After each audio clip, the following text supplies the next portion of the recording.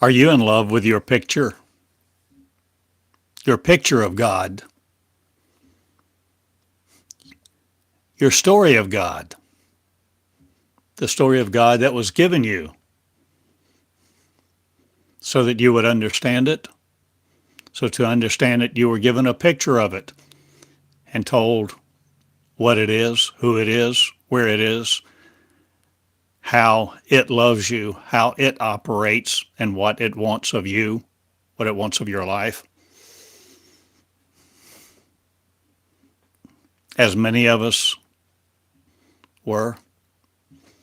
Are you in love with the story? My friends, this day I ask you,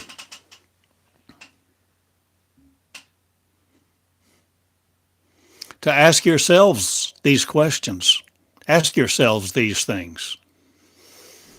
Are you in love with your story of God? So much so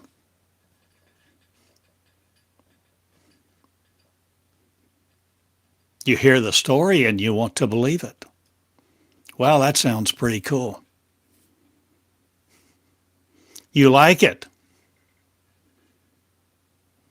So you give it place and you give it power. And your story takes on a life of itself, using your power. Because you can empower whatever story you want. You can believe whatever you want to believe, and you will believe whatever you want to believe. So when someone offers you a better story, or what seems to be truth, whether it's spectacular or not, or whether it makes you a slave to them or their theory or not, it's often appealing. It's appealing to have a nice story of God. To have a nice story of God. A God that says, everything's going to be okay. Don't worry about a thing. I love you and I'll prosper you. Just seek me, serve me. Keep your mind on me. Stay in my book. Learn my judgments and my commandments, and I'll judge you worthy or not at the end of your life. You get one final exam for all eternity. Are you in love with the story? Are you in love with a story? Is a story determining your life and what you do with it?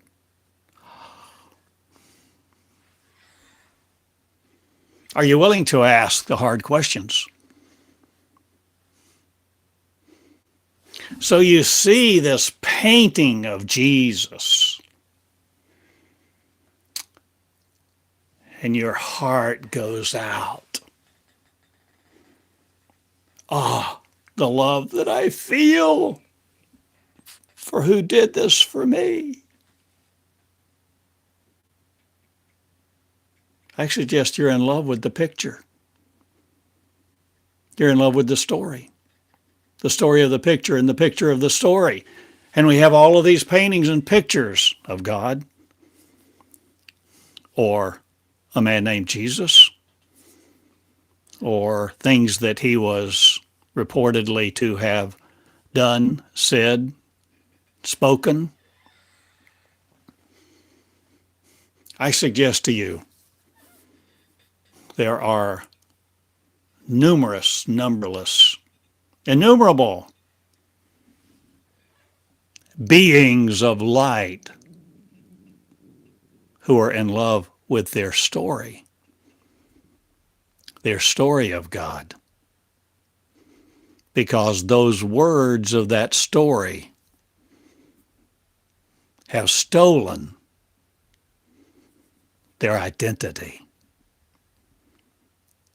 stolen their birthright, stolen their privilege. And the story robs many of us every day. A story of God. A story of God that you like, that's appealing, that's effeminate or very masculine, or has certain character traits of a bully God, or a desperate God, or a God that needs your relationship, a God that wants your worship. Why would God want your worship? Why would God want to be worshiped? Come now. Let's create some thoughts that think a new thought. Examining what's been given to us and why we have held on to it for so long.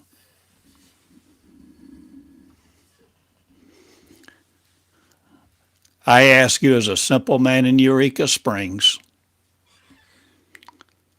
stop being in love with your picture of God and be willing to recognize that you may have just had a relationship with that image, with that picture, with that story. And you have actually animated the story. You have brought power to the story. You have brought healing. You have brought resurrection to the story so that it controls you because you let those words have their way with you, intimately with you.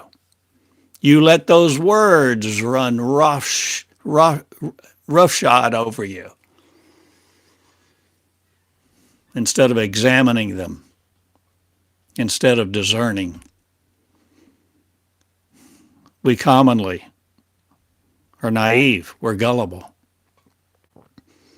And those who have said they have the story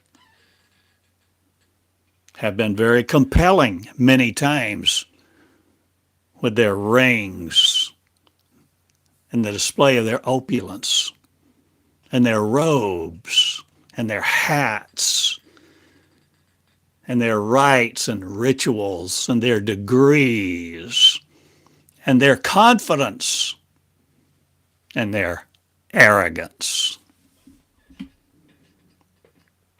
I suggest to you none of that is God. Not one bit. Not the heart of the God that I have come to know. God that has come over a period of years and shared with me, putting its words into my heart, its story. Patterns of light changing every day, every time. The patterns of light, different connections, different neurons forming different neural pathways to change what I think, change my understanding, to feel revelation with new pictures forming, new definitions forming, correction incurring because I sought correction. I came as a child. I didn't know how else to say it. For years, I would kneel, say, God, I want to know you. I beg for your correction. Don't let me be deceived. I'm willing to listen. I'm willing to lead. I'm willing to die. I'm willing to live. But I want to know you. I don't want to know about you. I'm tired of knowing about you. I'm tired of hearing all these people espouse all these philosophies and all of their religions saying, I have to do this, that, and the other. I have to tithe. I have to respect certain people of the cloth with double honor. I have to sit in church whether I want to or not, whether it's on a bench or a padded pew.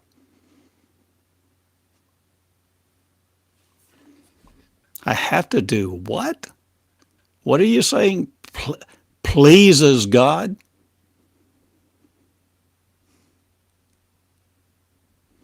I don't want my son or my daughter to worship me. I don't want them to kiss my ring. I'm not going to put on some show of outward appearance with a robe in front of my son and daughter. My son and daughter know me. They know how many times I've messed up, goofed up, wandered in the desert of this path that I've been on. They know. They know me. They know my love for them. And they hear it. They feel it.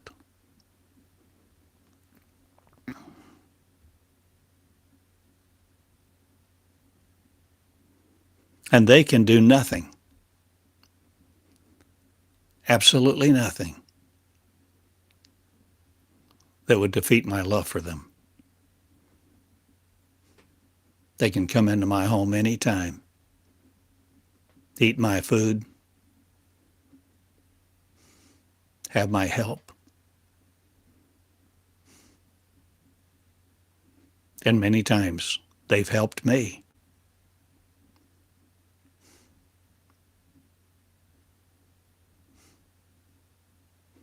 We've been in love.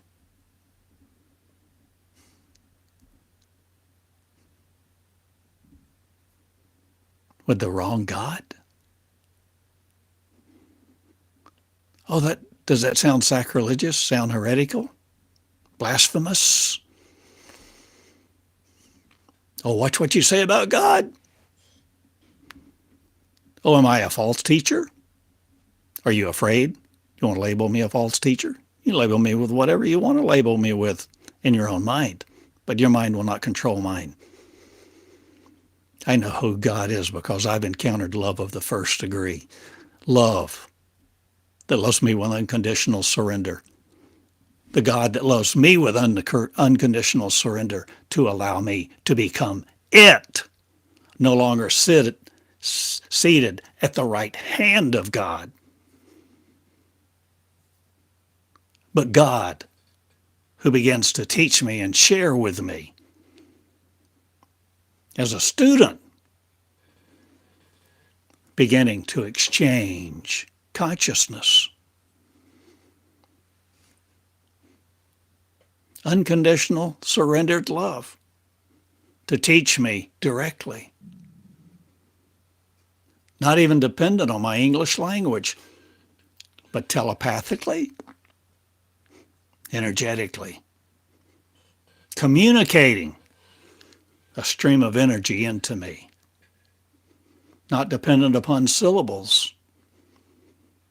I began to learn directly from God, from the heart of God, from the mouth of God, not from the God that's in all the pictures and the one that's preached about in Christian churches all the time. I sat in thousands of services, spent thousands of hours studying the Bible. 5 years I led a Sunday school class. 5 years I led a young married share group in a charismatic Christian church. And I was zealous. I was committed. I was devoted. I was dedicated. And I was in action because I cared. I was not passive. I was not complacent. But even then I kept seeking. And I sought. I sought to know the author. I sought to know the originator of all of this. I saw stories in the Bible that, my gosh, the story of Enoch, where did he go? What happened to him and why? And Elijah.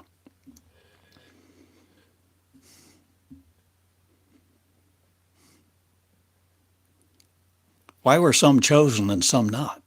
Who are the chosen people of God? I have been taught. I'll share with you who God's chosen people are.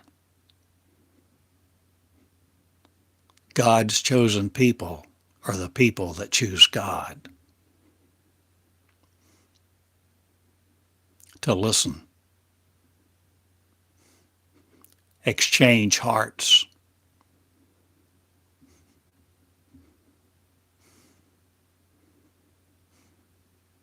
letting the consciousness of God enter you for you to become it, the consciousness of God with your face, your hands and your feet, where you are no longer looking for a God to come.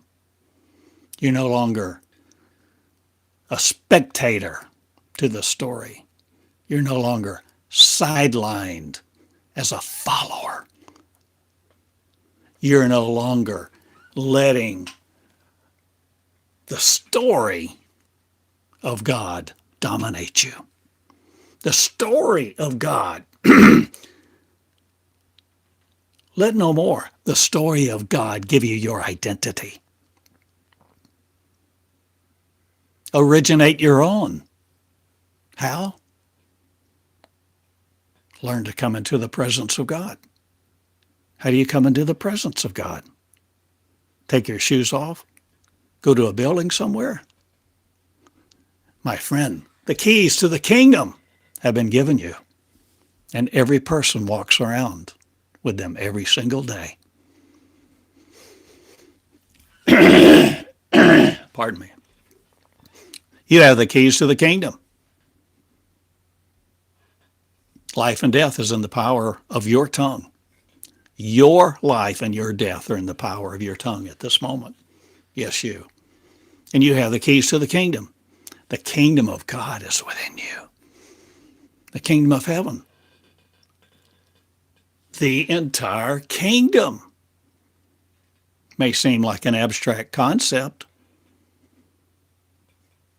but if you're going to have faith for something, please don't have faith in something that limits you, that sidelines you, that demands that you be a follower and a worshiper, a spectator, a beggar.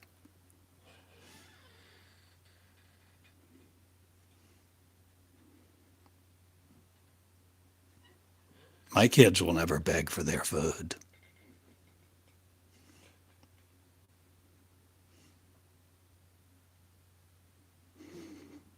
My friend, we haven't understood the love.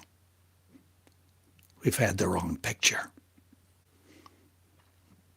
And now I make the picture bright.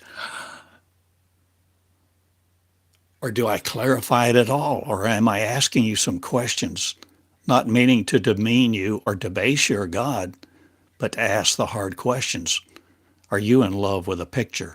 Are you in love with a picture of God that has been given you, that you have animated, that you have listened to sermons about for years and years and begged God for His approval, not even realizing it's feminine? Or do you want the God that demands you do this, that, and the other? Or do you know the difference? Are you willing to conceive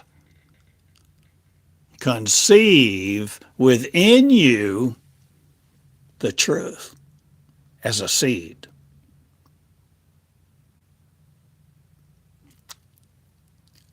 Mary, do you hear me? Mary, you look like a man, but are you Mary? Are you willing to conceive? Are you willing to know God sensually, sexually, intimately, consciously? Will you allow the consciousness? Is your very consciousness not the innermost part of you?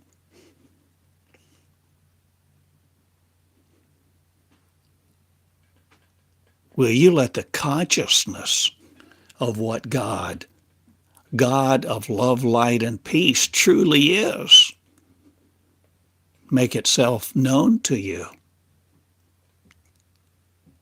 tenderly, caressingly, nurturingly, day by day. And if you will learn, if you're willing, to let go of all of the picture of God that demands you worship it and will judge you worthy to enter heaven or not at the end of your life if you've been good. You see, there's another story. There's a story of love. And that love will teach you, my friend, if you're willing to let that love teach you directly. You can learn a lot from the books I've written, the first person words of God that I have penned for over 20 years. You can learn a lot from my recordings. But in the end, if that's all you know,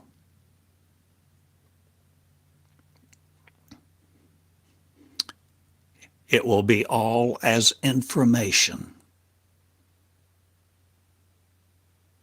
And information does not transform you. Information informs you. Information may be knowledge, but do you have the wisdom to deal with it? Are you willing to understand? So if you have all this knowledge in the world, what does it matter to you? You can quote the entire Bible. You can quote everybody's Bible. You know all. The classical physics and the mathematical world and the philosophies of man and all the Bibles, and you can talk about God, and you know all these things. You're eloquent and esteemed and prestige, enjoying in your life. But what does it matter? You go and die? I suggest to you the crucial difference is whether you begin to love enough to let what truly is what we have called God, the original source energy, teach you directly. If you're afraid of that, I have no condemnation for you. You do as you want. But I encourage you to be still and know that I am God. But who is I am? The one in your mirror. Psalm 46:10. You see, how things are interpreted make all the difference. If you appropriate that as God saying that about him, then that's what you believe. That's your interpretation, that's your belief, and that's what you live by. And you suffer or enjoy the ramifications thereof. But I suggest to you, Jesus is our pattern. And Jesus began to be taught all the things he had to learn to know as a child. Where he lived, name of the streets, how to navigate in this life, what the protocols are. He began to learn the scriptures. He was taught.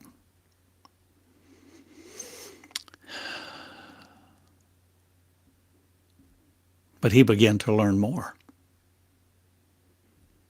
He began to learn things, I suggest to you, directly from the mouth of original source energy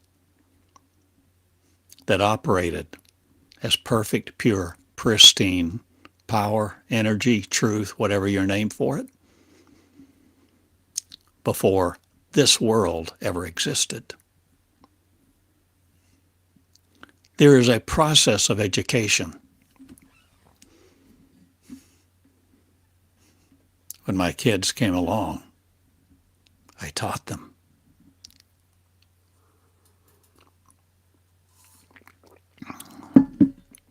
I shared with them my values. I shared with them my beliefs. And I taught them to ask questions and think for themselves. And they decide.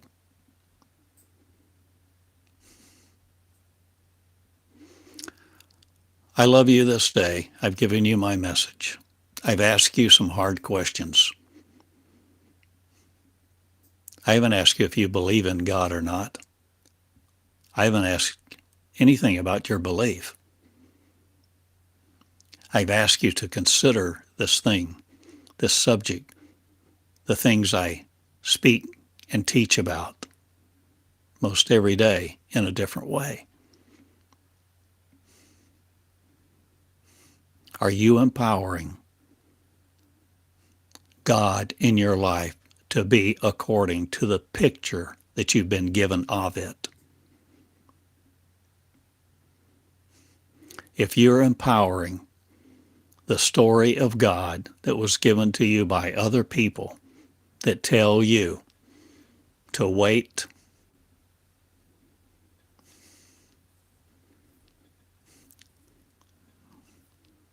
to be under men, to accept authority,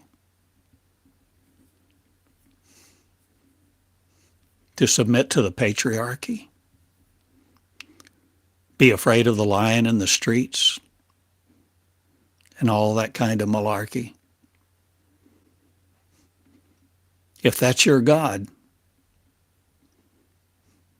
I suggest that you are dominated by your God. You're dominated by your theory. You are dominated by that story. Because there are stories of domination and there are stories of freedom. And I bring a story of freedom. Freedom of choice, free will. I bring this story that you're the creator. You're a creator. You are the creator. We are all a creator.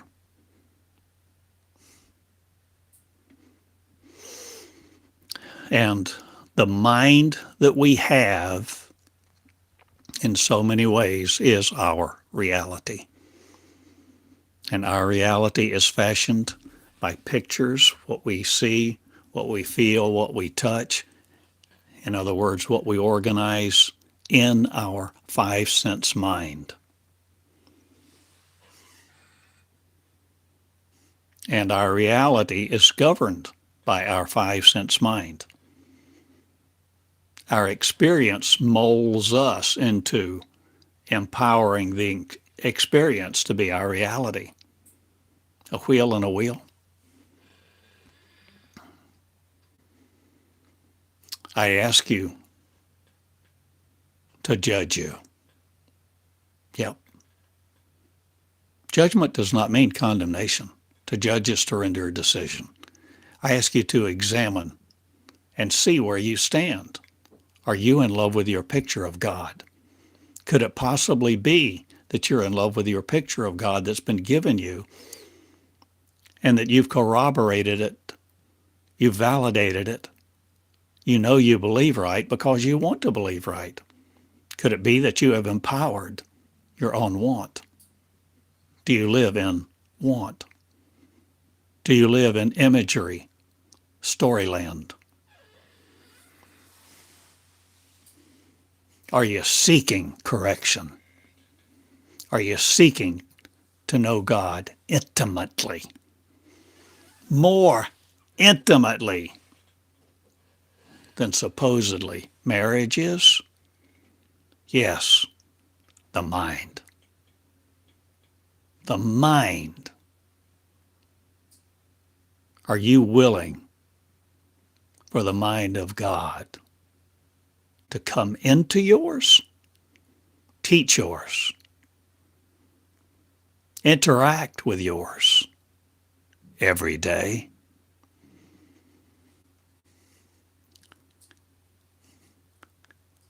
if the God you serve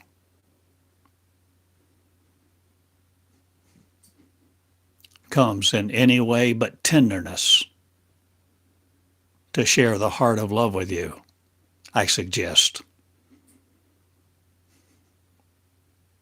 you've got the wrong God. Or maybe I shouldn't be so direct. I suggest you have the God that is using your energy to exist in you as a thought and will wear you out, and eventually you'll be laid down and somebody will come along, put you in a grave, and you'll be off to be reused in the energy system again of energy. But that's not the story I have for you. Because you create you, and you can recreate you, literally to be born again. Born not through the womb of flesh, but through the womb of your spirit, so that you literally, physically come out of your flesh. You shed the snakeskin. You shed that which appeared as reality. You come out of what you shared as one of the many creators of this reality, of this creation. And when that occurs, you begin to be able to do all the things that Jesus did and more. Just like Jesus said, if you believe in me, you will do the things I do and greater. We haven't understood how to do them, so we haven't done them. So we've been managed by theories, by stories that have controlled us and made us complacent, beggars, and wimps. And we've suffered under patriarchy, brutality. We've suffered under ignorance. But all that is changing, my friend. For the nurture of love is coming to the forefront to arise in leadership of this nation, this globe, and farther. And I have told you my heart.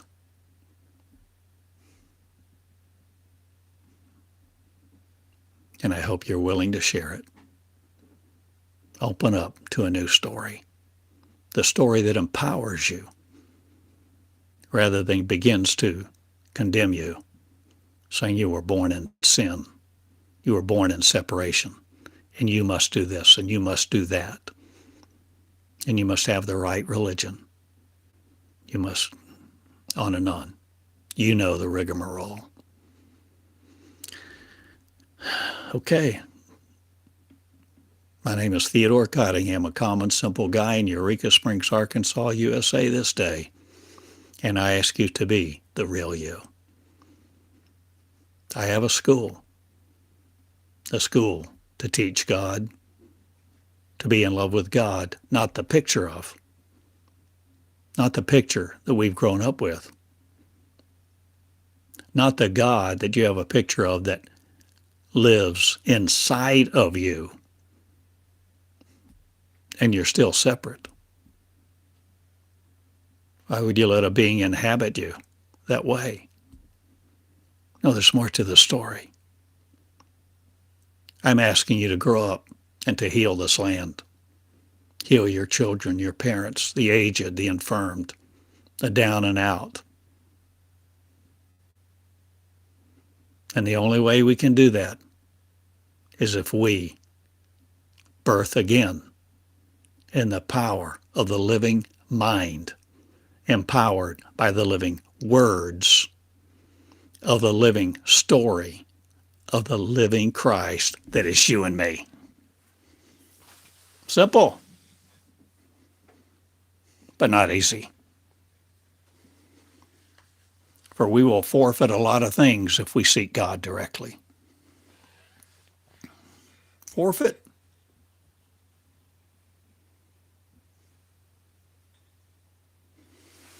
will probably forfeit a lot of acceptance, because as soon as anyone knows you're not subscribing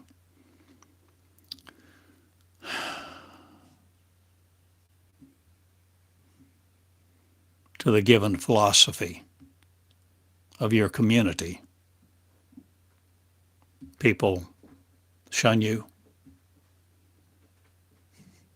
Friends become unfriendly. Love becomes hate.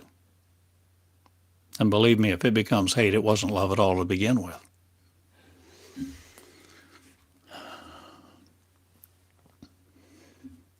So I've said much. I teach like this almost every day. My name is Theodore Cottingham.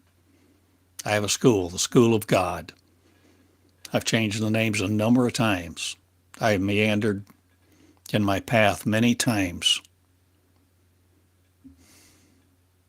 But I'm still on target. And I'm not alone. And you aren't either. The God of love ensures that you know this day the kingdom of God is within you and you are not powerless. For you have the ability, the capacity, and now you have the knowledge that you have the keys to the kingdom. You can come and you can communicate with God of love directly if you begin to learn. There's God, and there's gods, and there's God, and there's this, that, and the other. But if you want to know love, address it as such. Learn to love. Love.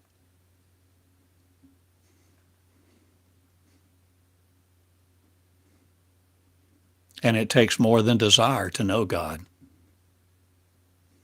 directly. It takes time, effort, and energy. It takes maturity for you to grow up and begin to lay down the philosophies of this world and understand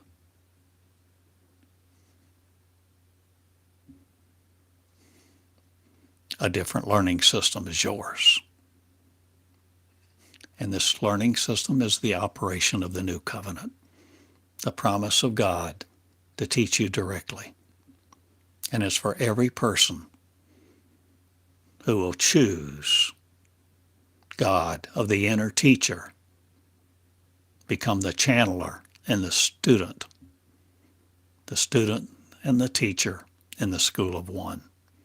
And that's my name, and I love you. And I go now. Thank you for listening. I'm at TheodoreCottingham.com. Theodore Cottingham on YouTube. Theodore Cottingham, loving you. If you're interested in me coming to your city, doing a seminar, if you're interested in being in the school,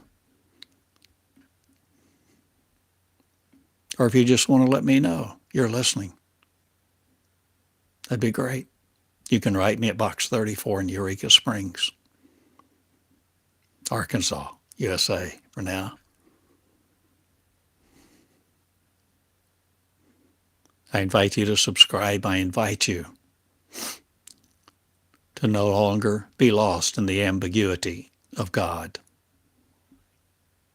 but to deliver you from all the pictures of God that have been given you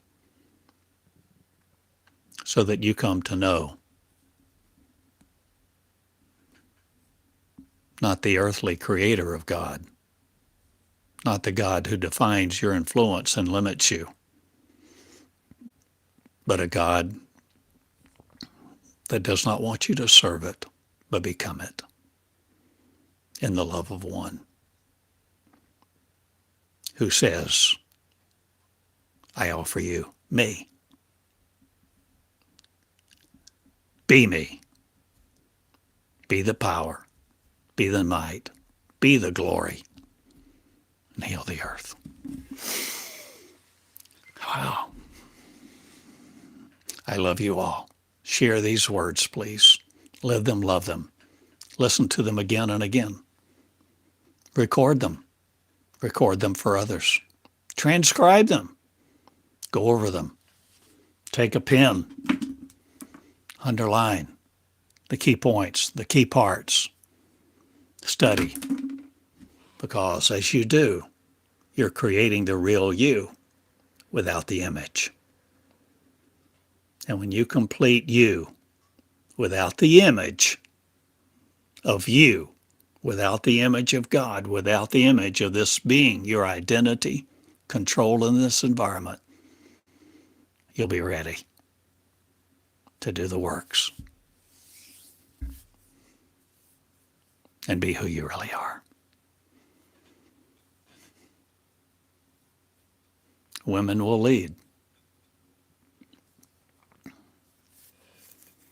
And girls will no more be pregnant with men. This is the new beginning.